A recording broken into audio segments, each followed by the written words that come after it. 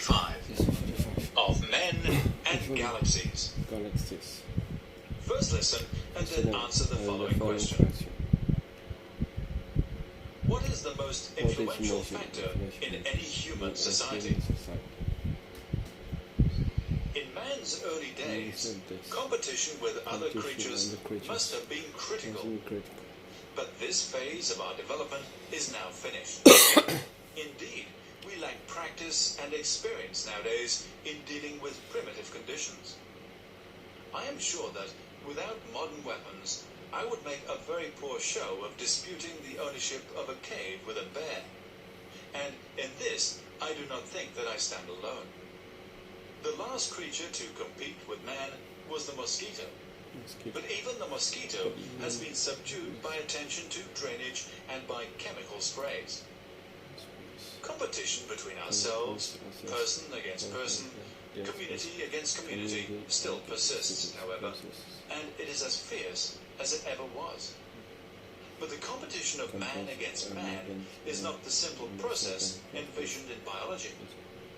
It is not a simple competition for a fixed amount of food determined by the physical environment, because the environment that determines our evolution is no longer essentially physical. Our environment is chiefly conditioned by the things we believe. Morocco and California are bits of the earth in very similar latitudes, both on the west coasts of continents with similar climates, and probably with rather similar natural resources. Yet their present development is wholly different, not so much because of different people even, but because of the different thoughts that exist in the minds of their inhabitants. This is the point I wish to emphasize. The most important factor in our environment is the state of our own minds. It is well known that where the white man has invaded a primitive culture, the most destructive effects have come not from physical weapons, but from ideas. Ideas are dangerous. The Holy Office knew this full well when it caused heretics to be burned in days gone by. Indeed, the concept of free speech only exists in our modern society, because when you are inside a community, you are conditioned by the conventions of the community to such a degree that it is very difficult to conceive of anything really destructive.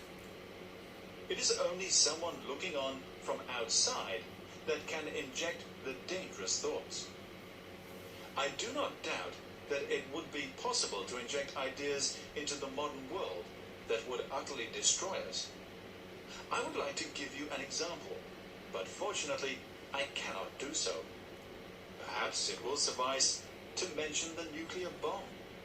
Imagine the effect on a reasonably advanced technological society, one that still does not possess the bomb, of making it aware of the possibility of supplying sufficient details to enable the thing to be constructed.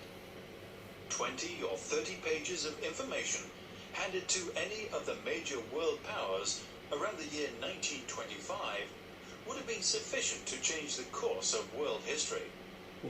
It is a strange thought, but I believe a correct one, that 20 or 30 pages of ideas and information would be capable of turning the present-day world upside down or even destroying it. I have often tried to conceive of what those pages might contain, but of course I cannot do so because I am a prisoner of the present-day world, just as all of you are. We cannot think outside the particular patterns that our brains are conditioned to, or, to be more accurate, we can think only a very little way outside, and then only if we are very original.